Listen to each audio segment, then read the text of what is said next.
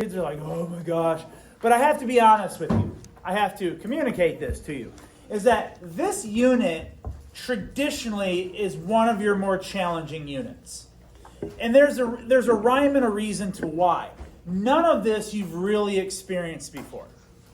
Now the good news is many of these things, they're applicable. In a former life, I used to teach honors human anatomy, and I loved it because every single thing I taught is relatable to something that you experienced or you've heard of before. Whereas sometimes in AP Bio, when I'm talking about G proteins and tyrosine kinase receptors, you don't really relate to that. All right, so we're going to try and connect these communication aspects to things that really relate to you. So what I want you to focus on today, let me get rid of this, is I'm just going to do a quick intro, then we're going to get into some more of the interesting stuff. When we talk about cell communication, because this is the reason why this is challenging, if you look at this list, and you don't have to write this list.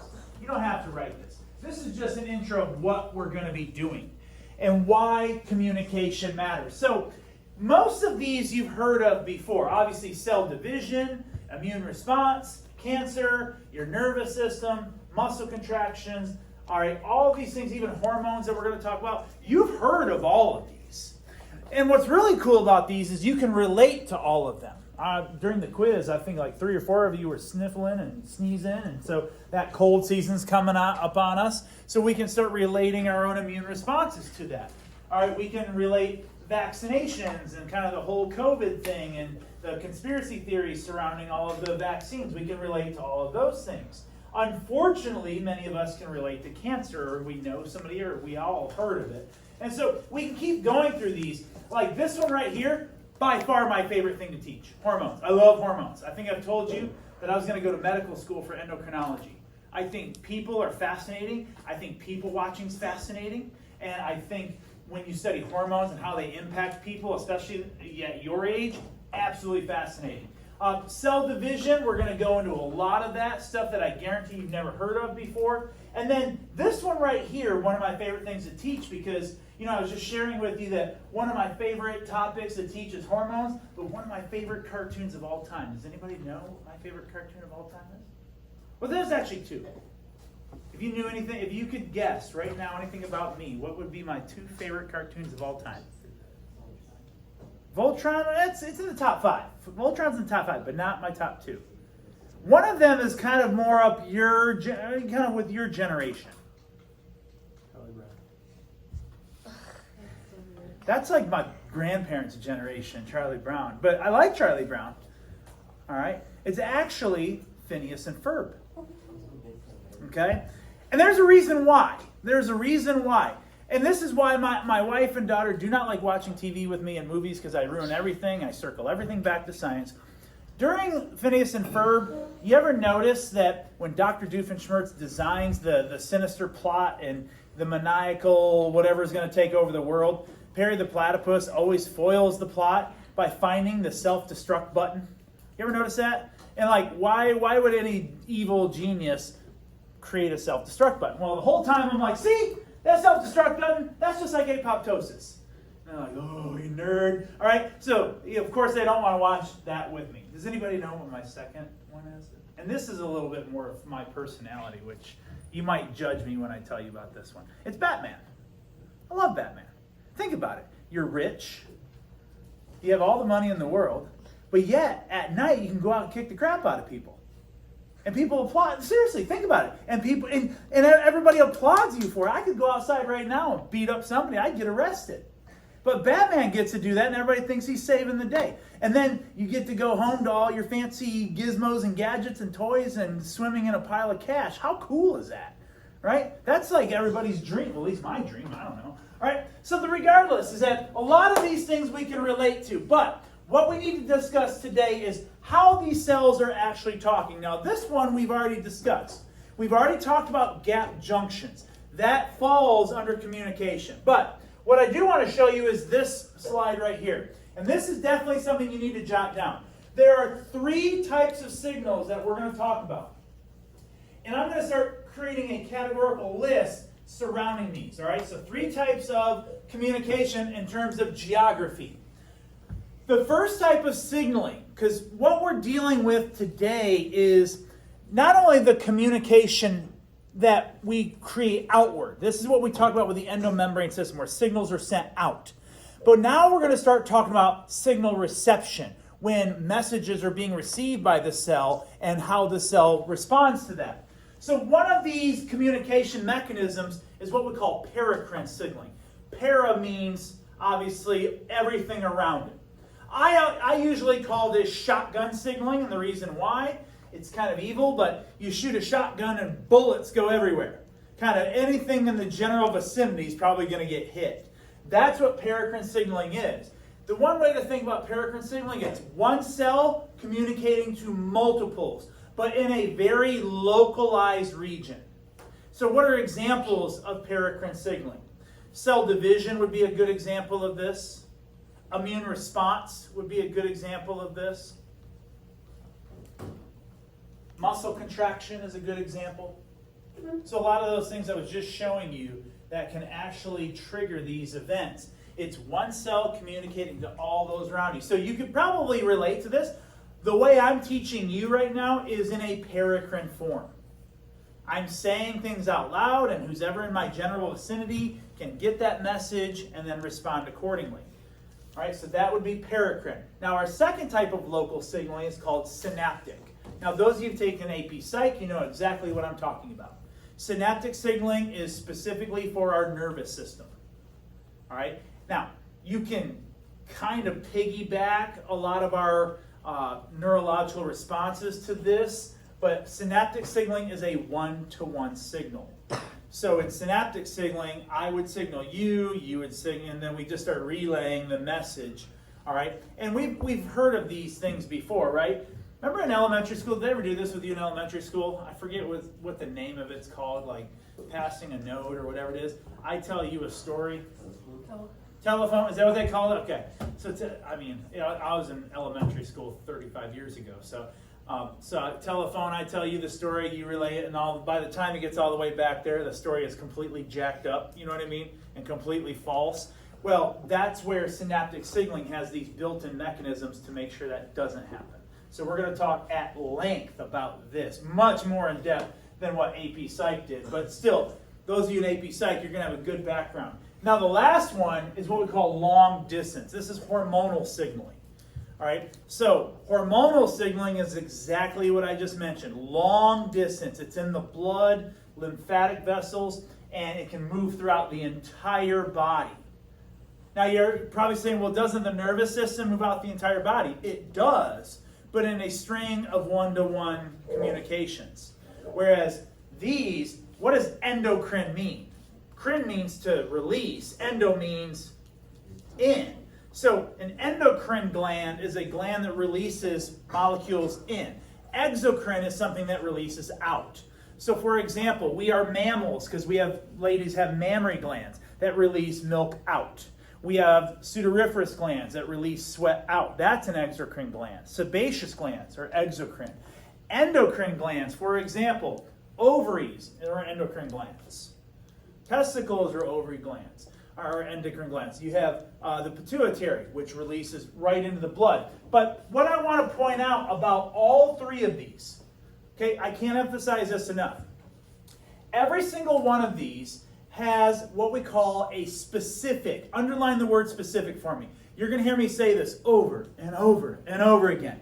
A specific target cell. Every one of these communications has to have a specific target cell. All right, that is key. Now, the reason why we talk about target cells, it circles us back to your bonus question on this quiz you just took. What is the name of that protein that is for signal reception? It's right there. Your signal transduction protein. All right, so of all these different proteins within the membrane that we talk about, integral proteins, the one that we're going to zoom in on is right here. That's what we call a signal transduction protein. All right, some of you are just staring. That's the big takeaway. That's the big reveal. And the reason why is that and hear my words here, every specific target cell has a very specific transduction protein that can only receive a very specific message. So you heard the word specific 3 times there. A specific cell, target cell, with a specific transduction protein that can only receive a specific message. So these transduction proteins, as you see, have active sites on them that are designed specifically for that signaling molecule. This is why hormones that get into our blood, they go all throughout the body, but they only act on certain components of our body. Why? Because only those certain components have these specific transduction proteins. So really what this is, and this is what I want you to make sure you're understanding, the signal transduction is not the signal being sent out. This is all about signal reception now. We spent that time talking about the endomembrane system where messages are released, but now we're going to talk about when messages are received, how the cell responds and carries out that message. All right? And so this kind of warms us up to what we're going to be looking at today, because now we are talking about that signal reception and how it responds. And we're going to do so by looking at what we call feedback mechanisms. And that's the handout you have in front of you. Okay, and I'm going to do this quick so you can work on these a little bit. Now, when we talk about feedback mechanisms, all this is it sounds real fancy, but this is a way for all of these signals flying not in and out all over your body. This is a way for the body to maintain homeostasis. That's the point of feedback mechanisms, as you can see right here, to maintain homeostasis. Because you're going to get signals that amplify things. You're going to get signals that decrease things. So where's the middle? Where's that balancing act that keeps things at homeostatic levels? Well, all of our cells have these built-in features to maintain homeostasis. And we're going to examine some of those today. There are 2 categories of feedback mechanisms we look at. First one, as you can see, is negative. Second is positive. The reason why I'm focusing on these right now is do not look at these as good and bad. Right? Don't do that. It's all based upon what is actually happening. So let's look at a negative feedback mechanism for a second. Negative feedback, as you can see, and make sure you're getting this down, is every time we have something occur in our bodies, every time something happens, a stimulus, right here, is going to go through this, what we call a cascade of communications. A stimulus is always going to elicit a response. Now that stimulus could be internal or external from our environment. I'll give you an example. All right? Before I turn these off, everybody play I Spy. Pick out a spot in the room and just an object of something. Okay? Ready? Keep staring at it. Hang on. You might have too much light coming in. Keep looking at it.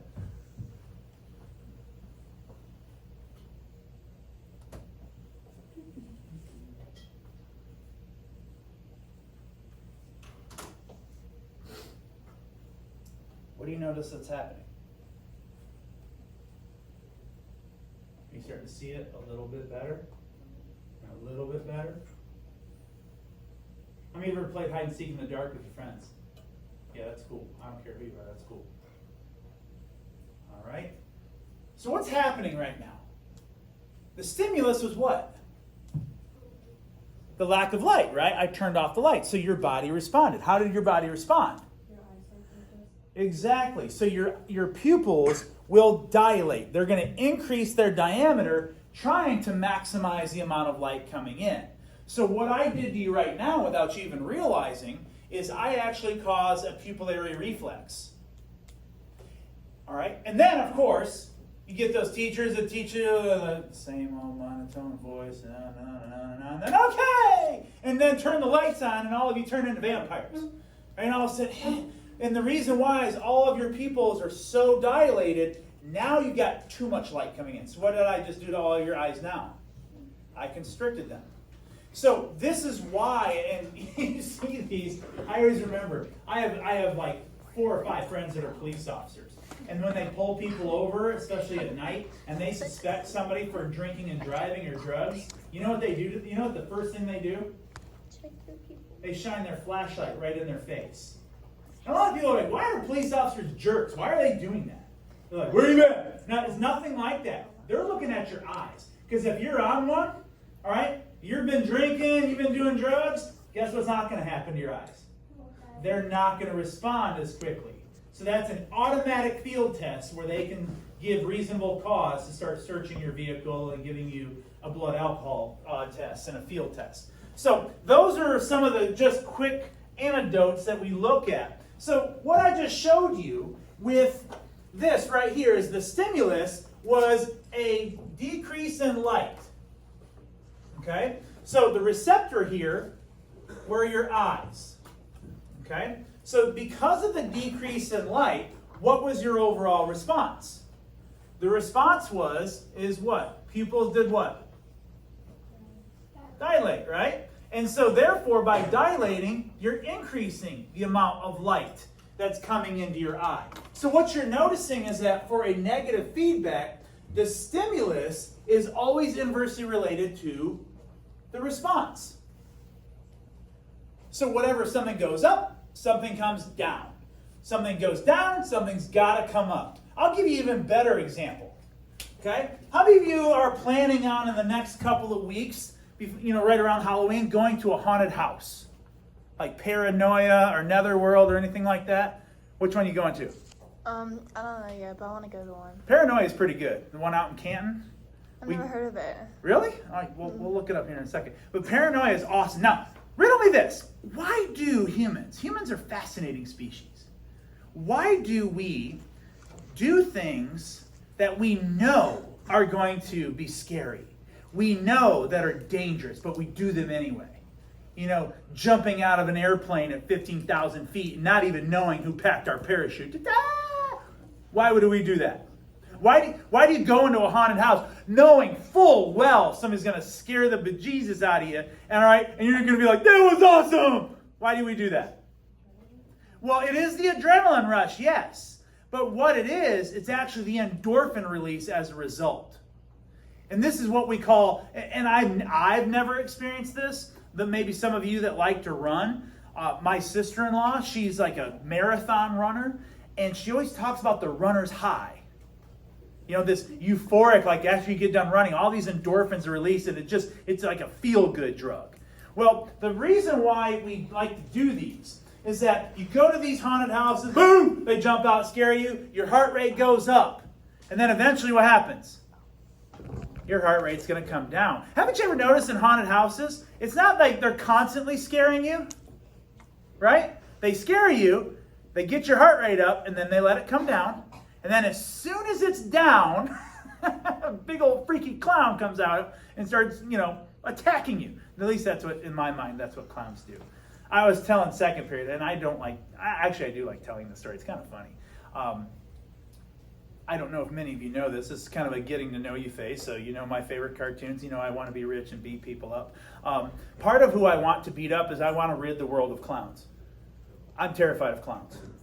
All right, it's actually a documented disorder, by the way. It's called chlorophobia. All right, and when I was in college, I actually got kicked out of a haunted house in my local town fairgrounds because they had a big old thing. And at the time, it was me and some friends, my girlfriend at the time, we went in there. And of course, it was my girlfriend's idea. It's important that you know this. It was her idea to go to this. And I'm like, no, I'm not really down with it. She's like, oh, come on. I'm like, fine. And of course, it's her idea, but then the whole time, she's walking behind me, not even looking. I'm like, why are we even here? Right? And so she's pulling on my shirt, screaming, scratching, the whole thing. And then, of course, she made the mistake of saying my name. Right? And all of a sudden, this creepy, gross-looking clown heard it and says, Brian. All right? And starts following me. And I'm like, okay, he's doing his job. You know what I mean? It's supposed to be. But he kept following me. And he wouldn't stop. You need to know this. He wouldn't stop. For the record, I asked him very nicely. Finally I turned around, I'm like, okay, man. I was like, hey, okay, You stay there. Like, it's cool. Good job. Here, you scared me. Gotcha. But he kept following me, and then we kind of, when you turn those, sometimes it turn the corner, and they kind of jumble up. He bumped into me, like, clown right here. I'm not kidding when I tell y'all, I saw red. I snapped. And and this is back when I was a big-time athlete, and I was in much better shape than I am now, all right? And I remember I turned, and I grabbed him right by the throat and pinned him. And I'm holding, I don't even know if it was a girl or a guy, I couldn't tell you. But this person's just up against the wall, like, sorry, man. And they turned the lights on, and it was a whole thing. And so, yeah, I was no longer invited back to the haunted house. So if you ever have any ideas of scaring me with a clown, now you know, all right? Because yes, that was not my best moment, but that tells us right there why we like to do those things, but sometimes you take it too far, all right?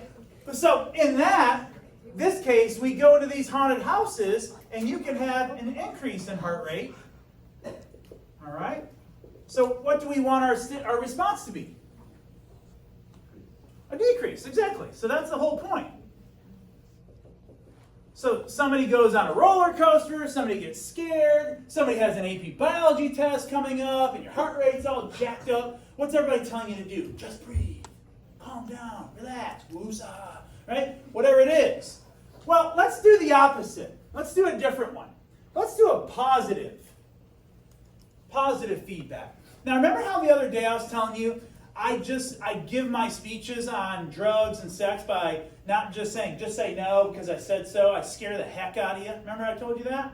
Well, here's one of them. Okay?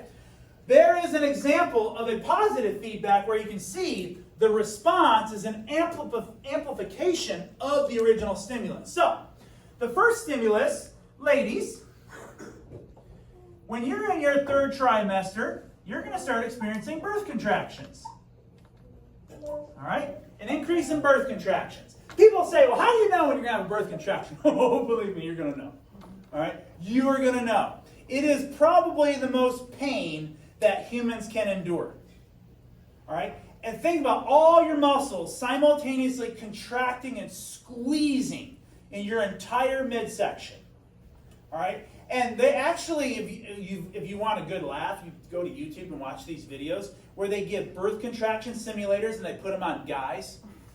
Yeah. It's hilarious. They're like these little sticky pads with little electrodes, and then they just crank it up. And the girls are like, oh, yeah, oh, kind of holding. All right, oh, that was pretty impressive. You put it on a guy, turn that, boom, dump, down, out. The dude's on the floor just shaking. Like, turn it off, right? Because we do not have that built-in pain tolerance. My wife will be the first one to tell you, when I get sick, I am the biggest baby in the world.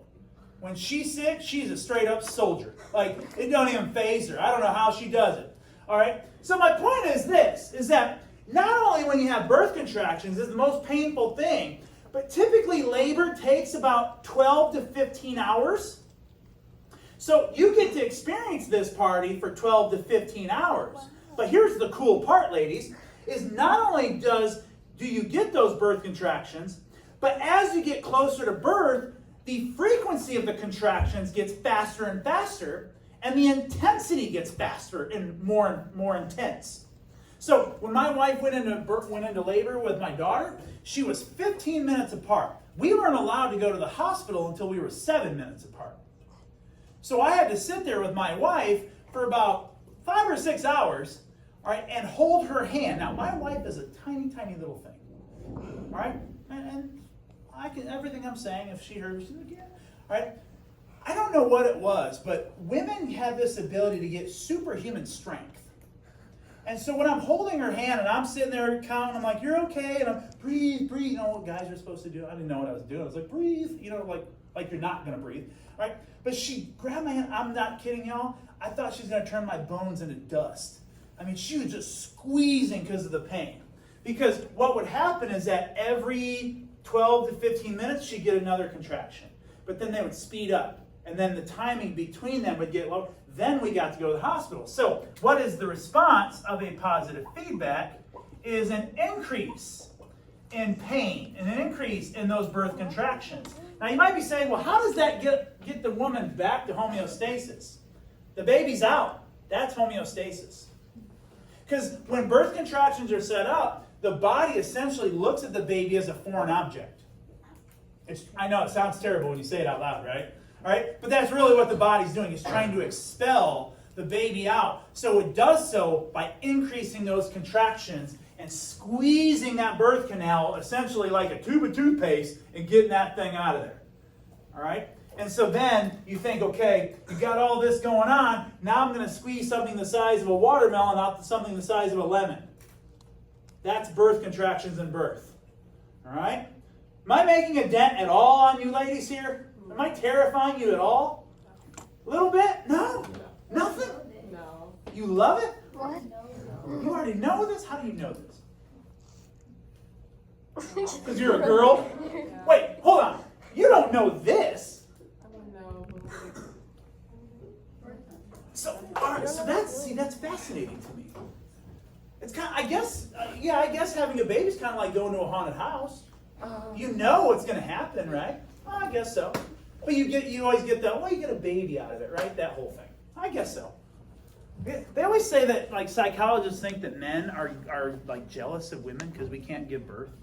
I don't think I've ever met, seriously, I don't think I've ever met one guy that's like, man, I really wish I could do that. After watching my wife do that, I'm like, I'm good. No thanks. All right, so this is what I want you to do. On the handout, this one right here, where you see the scales, you see all these different examples. Go through those quickly and identify whether you would classify those as positive or negative. Now, some of them I've already given to you, but let's see what you will come up with.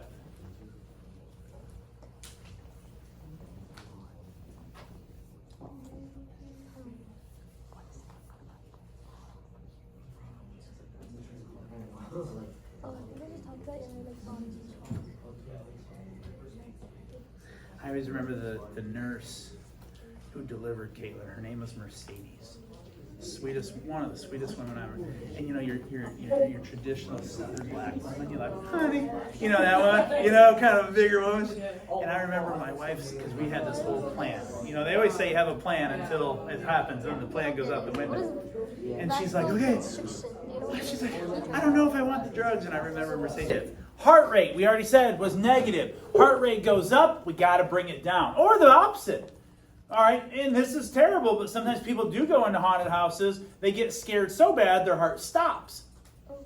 So then you get it clear and get the paddles, and shoot electrodes through them, and get the heart going again. So there's ways of monitoring. So if your heart rate's too high, we call it tachycardia. If it's too low, we call it bradycardia. All right, and then just normal sinus rhythm is when you're at your 60 to 70 beats per minute. Blood clotting, what'd you put on this one? This is a tricky one. This is actually positive. So here's the good news for you. There's only 3 examples of positive feedback. You've already heard 2 of them.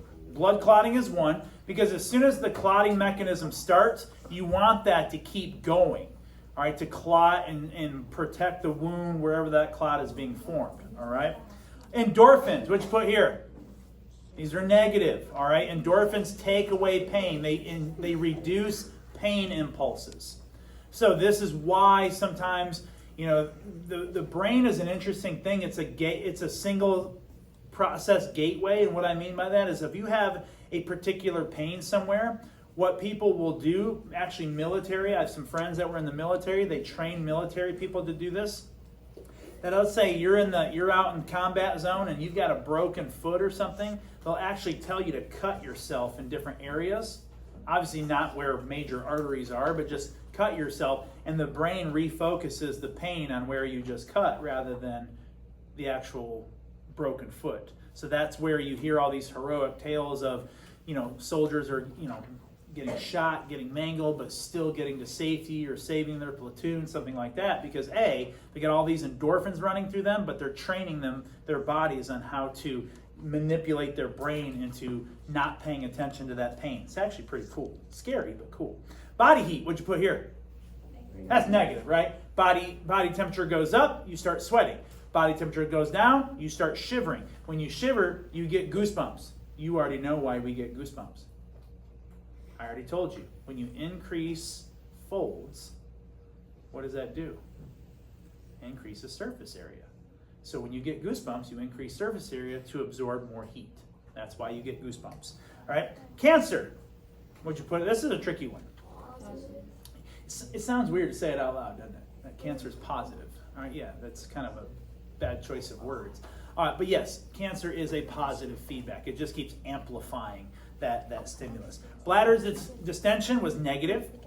Okay, so fill up the bladder, you get distension, you urinate, and it goes back down. Birth contractions is positive. Blood glucose was negative. Blood sugar goes up, pancreas releases insulin to bring it back down. Blood sugar's too low, hypoglycemic. All right, you have natural or artificial, I should say, sugar called glucagon that will bring it up. Vasoconstriction was negative. All right, that was negative. Blood calcium, what'd you put for this one? This was negative. All right, if your blood calcium's too low, where's your body going to get it from? Anybody know? No. No. Assuming there's no cows in the area. It gets it from your bones. So when people are anorexic, all right, and they don't have a proper diet and they're trying to starve themselves, they're not getting proper calcium. Calcium's needed for the heart and for the neurons. So your body will say the heart and the neurons are more important than the bones. So your brain has this really cool way of prioritizing what it needs. So obviously the heart and the neurons in the brain are the most important. So it's going to sacrifice the bone density. So it's going to start demineralizing the bone to release calcium to get your heart, get the calcium up so your heart and your neurons can perform their functions. Pretty cool. But if you have too much calcium, all right, you love milk too much, then it has a way of putting it into your bones. So it's pretty cool how that works. At water balance, what'd you put here? That's got to be negative, right? You're thirsty, all right, that's a sign to get your your water up. If you got too much water, now you start urinating and sweating it out. And then blood pressure was negative as well. Blood pressure goes up, got to get it down. Blood pressure's too low, got to get it up. All right, so remember, every single one of these ends with, and this is what I want to take away here, every single one of these ends with homeostasis. And so what we're going to find is that every one of these cellular communications will go through this kind of checkpoint to make sure whatever that response is, whatever cellular response we look at, we have to identify it in conjunction with, is it positive or negative? All right, so we're going to come back to that. So remember, when I see you on Thursday, we're going to go over the quizzes we took today, and we're going to turn in our labs. So make sure you have those. One title page. We have ways of enhancing communications, increasing the amount of proteins and lipids that are released. We also have ways of reducing these. Now, all of these are involuntary. They're controlled by aspects outside of your voluntary control, which is a very, very good thing. So we're going to look at these aspects in terms of positive and negative. So I'm going to give you about 10 minutes. And what I want you to do is go through each of these four, and all you're going to do is read it, talk about what the stimulus is, receptor. For all of us, the control center, just for our intents and purposes here, that's going to be the brain. I want to hear what your effector organ would be, is what is causing a response. And then what is that overall response. So feel free to work together on these, but I want all four of these done, just kind of some practice to warm us up here, and then I will go over these and we'll get into the rest of the unit for today.